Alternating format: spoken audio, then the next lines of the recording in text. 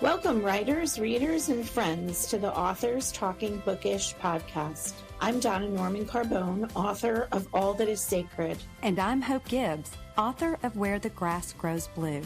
We're two debut writers traditionally published by a small publishing house, bringing to you all the experiences that we as authors learn the hard way, so you don't have to. We'll give you insights from the inception of a book idea to publication and beyond. And along the way, we'll share our love of books from the writer's perspective. Hello, friends. Welcome to episode 49. Today we are interviewing Lisa Montanaro about her debut book, Everything We Thought Was True. And we are so excited to get Lisa here in the studio. I am Donna Carbone, and I am joined by Hope Gibbs. Hi, Donna. How are you? I'm great. How are you? I'm wonderful, and happy summer. Yeah, finally summer break. I'm enjoying every minute of it. Yes, I bet you're going to do a lot of writing. Yes, I have already begun. Well, I'm so excited about this episode because I have been lucky enough to interview Lisa before. So let's bring her out right now. Hello, Lisa. How are you? Hi. Good morning. Hi, Lisa. It's so wonderful to see both of your beautiful faces. And I'm very, very, very happy to be here. Likewise. Well, Lisa, she took over because of Bookish Road Trip. I'm a tour guide there, and I have a program called Author Take the Wheel. And she did a wonderful week for us, and she did a fantastic interview. I loved this book. It's such an incredible book. We're going to get to it shortly, but we're also going to talk about Lisa as a writer. She also is instrumental with the WFWA. It's something that Donna and I talk about here all the time. The Women's Fiction Writers Association. She also does coaching. She does speaking engagement. And I'm at this point now wondering, when do you have time to write? We're going to talk about we can talk about that. Exactly. Well, before we get started, I'm going to give a little background about Lisa. Lisa Montanaro is the author of her debut novel, Everything We Thought Was True, which was released in January of 2025 by Red Adept Publishing. And it won first place for LGBTQ Fiction in the International Firebird Book Awards and honorable mention from the Los Angeles Book Festival. She is from California, and she has a unique background as a performer and teacher of deaf students, lawyer, coach, speaker, and author. She also serves as a webinar host for the WFWA. So, Lisa, again, thank you so much for being here. Thank you. I've been listening to your podcast religiously. I listen to it on my elliptical, so it's wonderful because I get to soak up all this great knowledge and information that you're sharing while I'm working out. That's awesome because I think you were one of my very early inspirations with your webinars on WFWA to do this kind of thing. So thank you. It's reciprocal. I love that. Yeah. Sort of paying it forward without even realizing you're doing it. Yeah. But actually, what you just said is so powerful. We all influence each other in such beautiful ways, even if we don't realize we do. And so we're always sort of planting these beautiful seeds around and then things grow. So I love what you've grown here. Thank you. Thank you. And again, you were very instrumental in this before we even met you. And just for the record, we're all at the same publisher too. Who would have thought those years when I was listening to your webinars and that we all ended up at Red Adept. So let's talk about why you're here. Let's talk about this beautiful book. I read it I think I read it in 2 days because I could not put it down. It is Everything We Thought Was True was a unique, powerful, thought-provoking, and memorable novel, 5-star Amazon review. Can you give us a little synopsis about this book for those who haven't had the privilege of reading it? Sure. And thank you for reading, Hope. I really appreciate it. It's beautiful to have it out in the world. It's such a great experience. So Everything We Thought Was True is book club fiction. It's a family drama, and it's told in dual timeline, and it deconstructs a secret that forever changes a family. And it does this through the perspective of 3 distinct characters: a wife afraid of being alone, a husband afraid to be himself, and their adult daughter who carries the weight of the secret into adulthood. Yeah. What a great pitch. Oh, thank you. You know how it is. We work on our pitches and we really hope they encapsulate the novel and the reading experience. So it's actually good to hear that it lands well. Yeah, very well. Has that been helpful to you at marketing events? Yes, and it's interesting because I've done quite a few events recently for Pride Month, and my book deals with this family secret. And in my book, and this isn't a spoiler, it's on the back cover and it's in the first chapter. Frank Antinori, an Italian Catholic, way back in the late 1960s to 1990s, as a closeted gay man.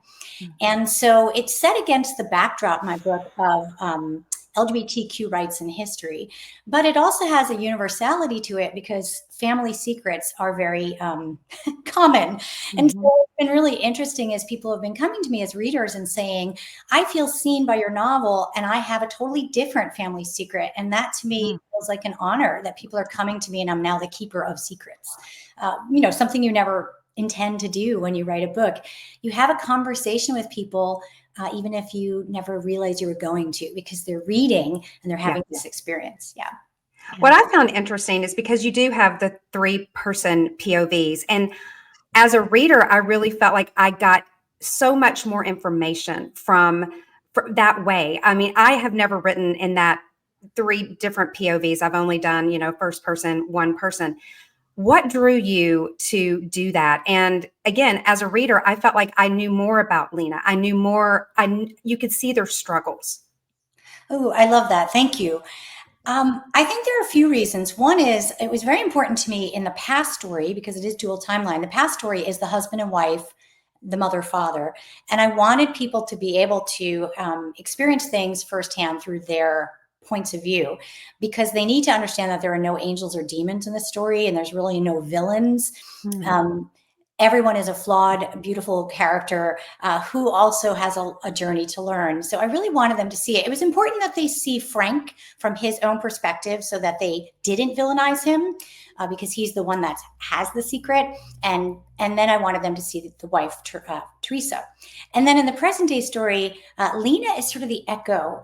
And so I like to think of it like this. Frank throws this big rock in the pond, and Teresa is the pond, and then Lena is the ripples of that pond in the next generation.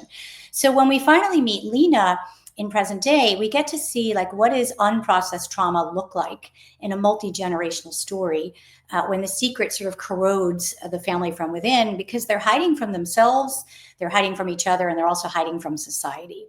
Because of the time period that they live in and the structures of their religion and society and the laws. So the 3 POV was interesting because it kept showing up to me like that. I thought I was writing in Lena's perspective, and then all of a sudden Teresa started barging in, and I'm like, wait.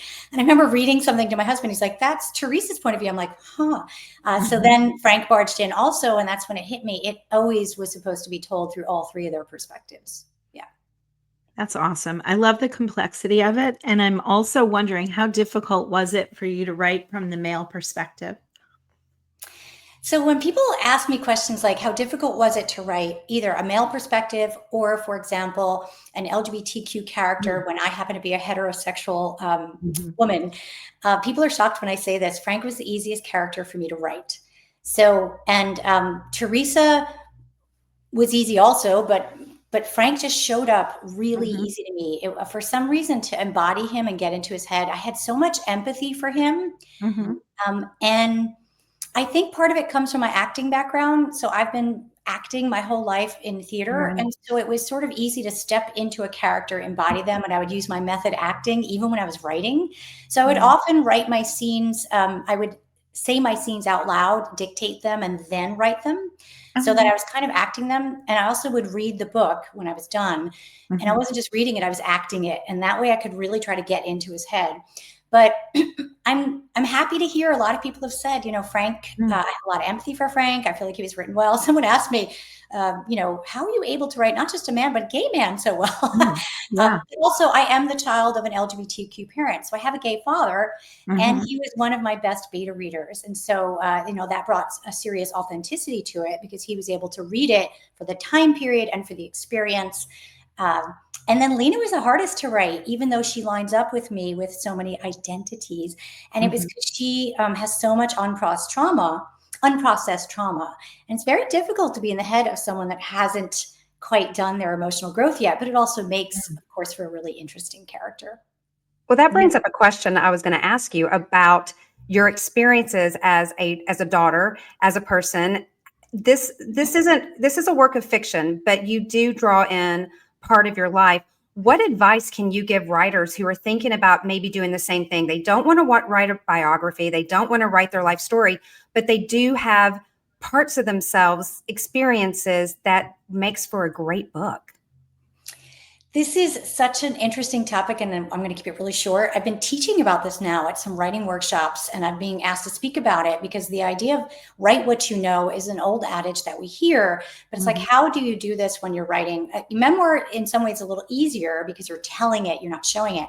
I do tell people that when they're writing fiction based on fact and based and inspired, let's say, by real story or real characters or even just history, that you need to make sure that you have a really good container for your story, which means really strong character development and a really good story arc so that people are getting lost in the narrative and that it doesn't feel too much like the truth to you.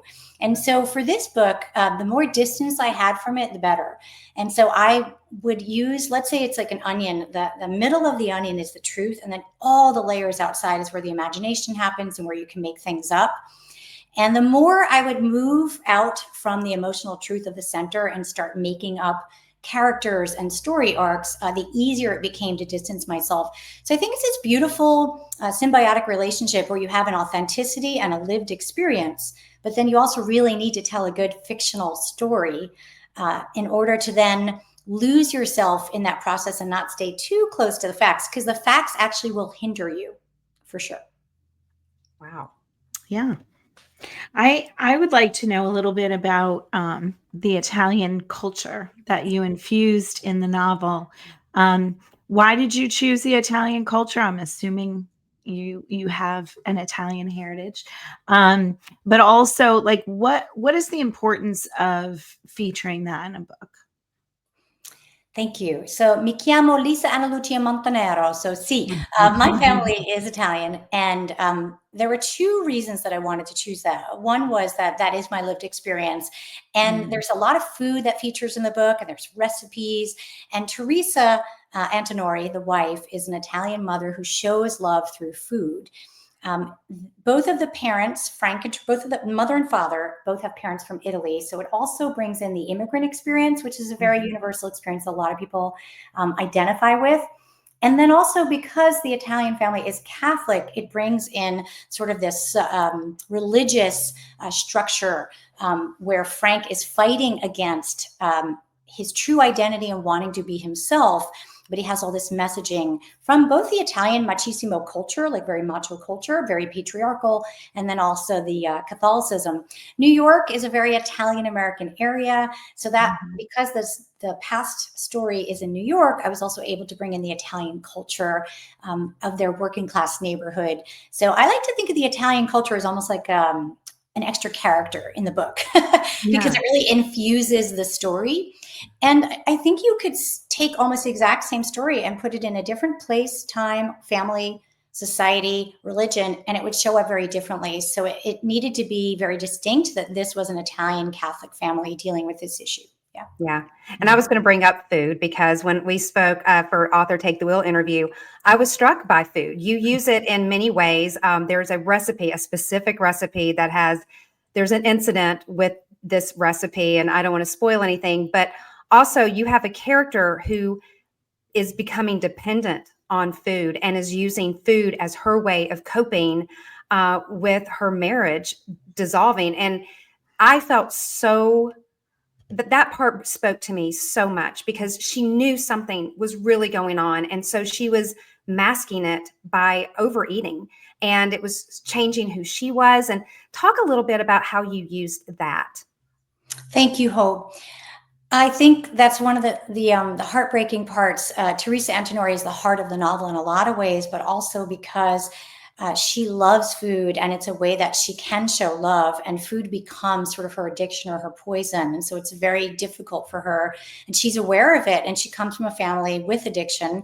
She had an alcoholic father and a drug addict brother. And so now it's very heartbreaking for her that food becomes her source of addiction. And so she does a lot of emotional eating to deal with her loneliness and the fact that her husband is unfaithful, and also that she's carrying the secret. And it's very difficult for her to love someone and want to hold on to him, but at the same time know that in order for him to truly be himself, she has to let him go and make sure that he's able to be free, and also for her own self-confidence to be able to live her own life.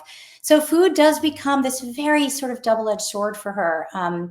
And someone asked me, it's interesting, I think it was an agent when I was pitching this book, and they said, let me guess, after they separate, again, not a spoiler, everyone knows on the first page that the family implodes. He said, it's like Stella gets her groove back and she loses all the weight and becomes skinny and has no issues with food. And I said, no. And he looked at me and he said, good.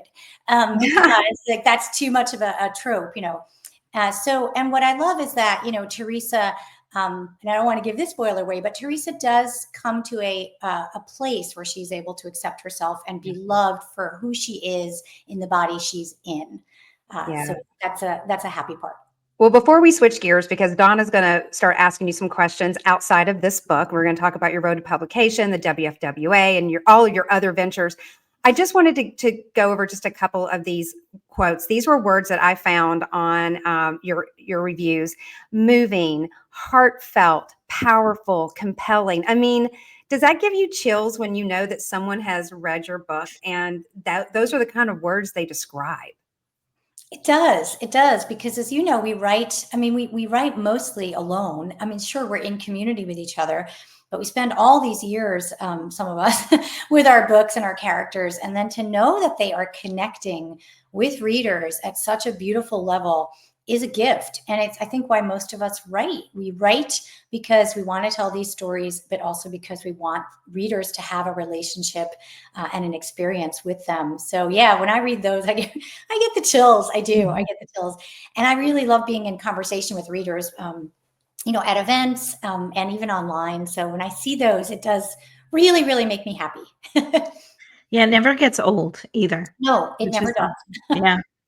Can you tell us a little bit about your publishing journey? I know that you have published nonfiction and now you've transitioned to fiction. So can you give us a little bit about the differences between nonfiction and fiction, and what made you decide that you wanted to write a fiction novel?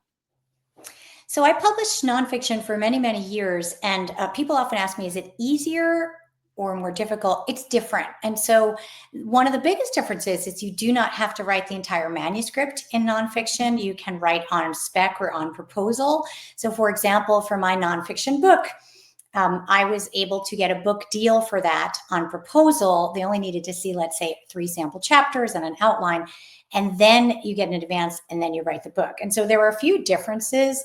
One, it was 2011 when I published this book. And so, the world was very different in publishing than it is now.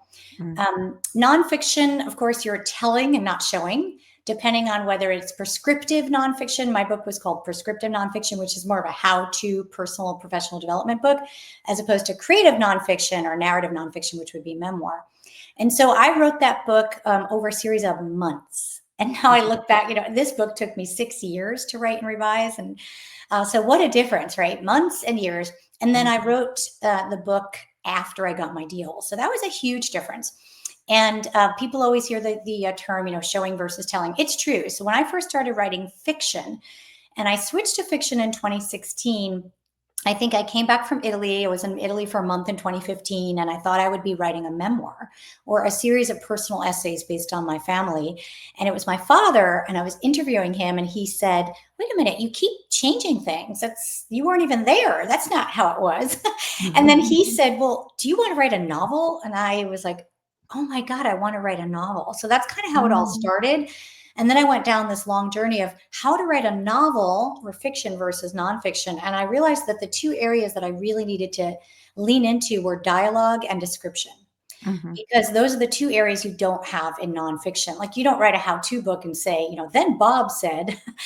So I took a lot of classes at the University of California at Davis writing extension and dialogue and description, and did a deep dive into those and realized that I had been reading fiction my entire life and I'd been acting fiction my entire life, and how much I loved it. So I don't know if I'll ever stop writing fiction now. I've gotten the bug, right?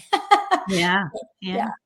And as far as my journey, so like many people, I looked at all the different paths. So agented big 5 traditional publishers, beautiful medium and small presses that fill a wonderful space, hybrid or what I call assisted publishing, where you pay to publish, and then indie publishing or self-publishing. So I looked at all these different publishing paths and tried to choose which one was the right for my first novel, and decided that I wanted to go with a traditional publisher, and size didn't matter to me. So I was okay with that traditional publisher being small, medium, or large.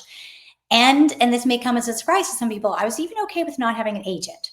And the reason was I was too impatient. I knew that it would take years to be lucky enough to get an agent, and then maybe years for the agent to go on submission. And then even then I might still take years. And so part of me just wanted to get this book into the world.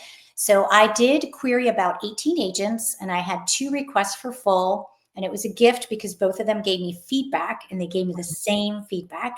And when 2 agents give you the same feedback, you revise because I agreed with it. And then I submitted to my favorite small publisher, which is Red Adept Publishing, and unagented.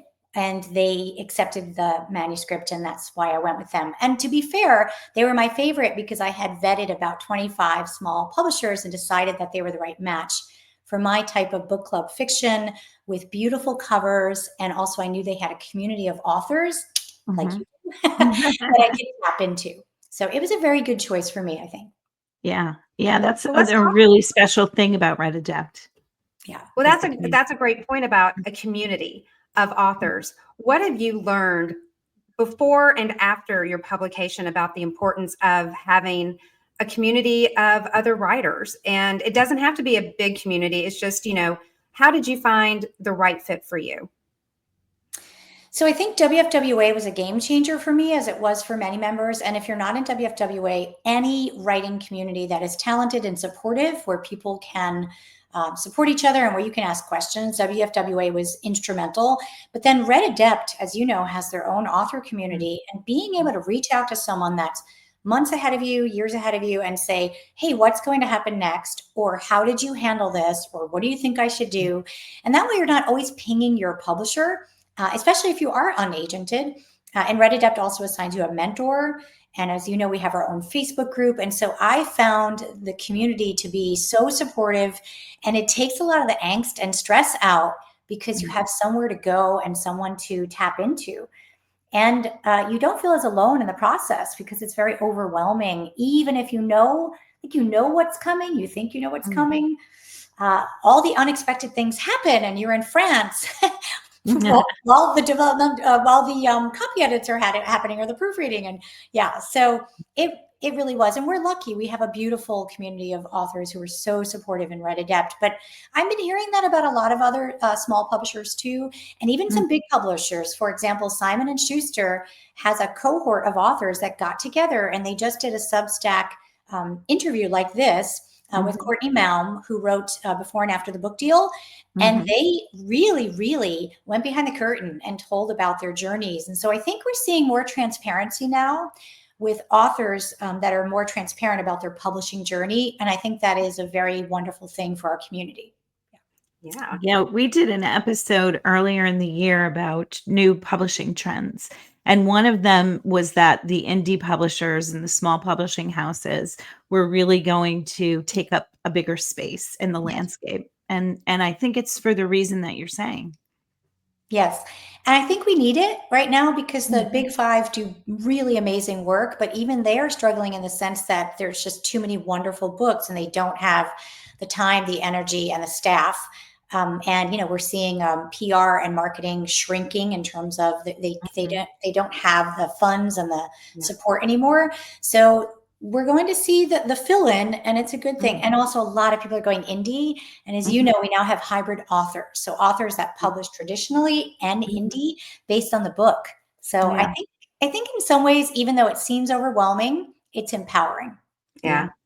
Well, one of the things that I admire about you and I love is your newsletter. So, talk to us about a newsletter. I don't do a newsletter. I blog and I now am dabbling in Substack.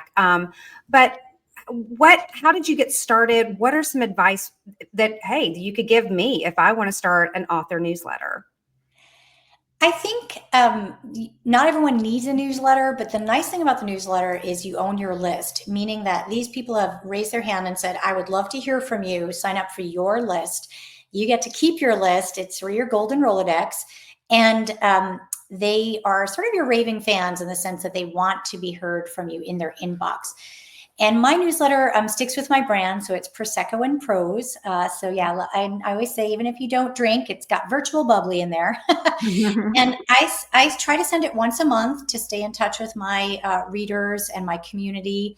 I do have a blog. My blog tends to be really short events, more like events coming up, or just short little snippets. And I'm on Substack following others and reading others and making comments on others. So I use it more like social media, but I'm not actually putting my newsletter on there yet, but I may at some point. I think what's wonderful about a newsletter is, and it doesn't matter if it's a newsletter or a blog or a Substack, anything where you can be in direct conversation with your readers and community members, where they get to hear from you outside of your book, because your book may come out once every few years, right? And so this is a way for them to hear from you. And it's longer form than social media. And your newsletter is a chance for you to tell your brand story as an author, as a writer. And they really get to sort of get the inside scoop.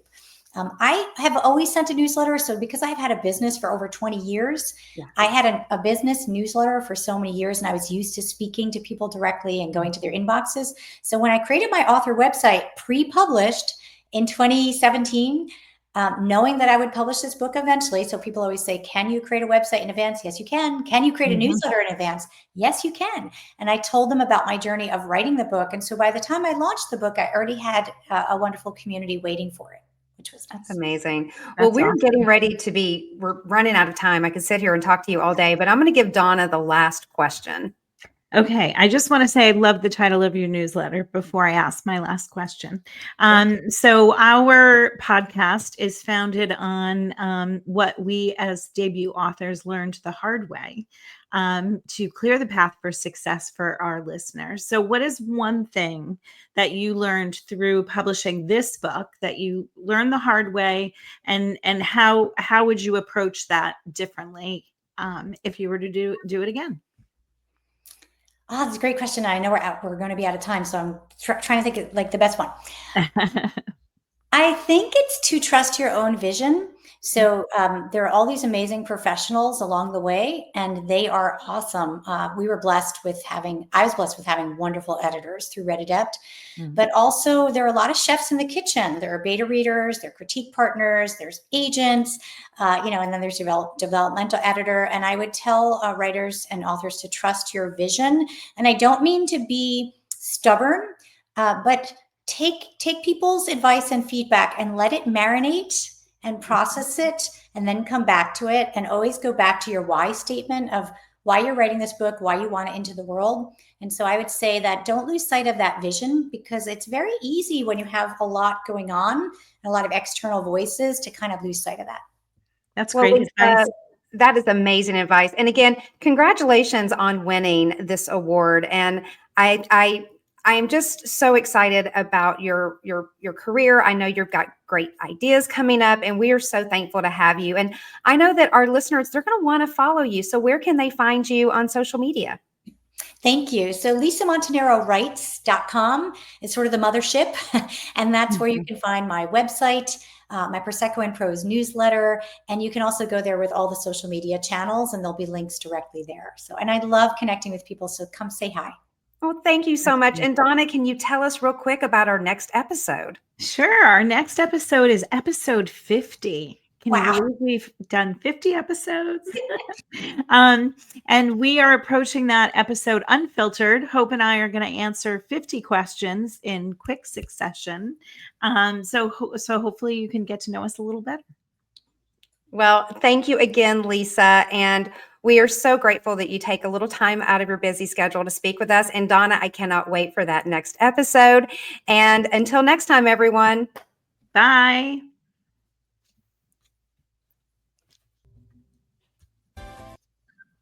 Thank you for joining us today. I'm Hope Gibbs. And I'm Donna Norman Carbone. It's time for you to get to work. We look forward to seeing you in 2 weeks with another tip from your author friends.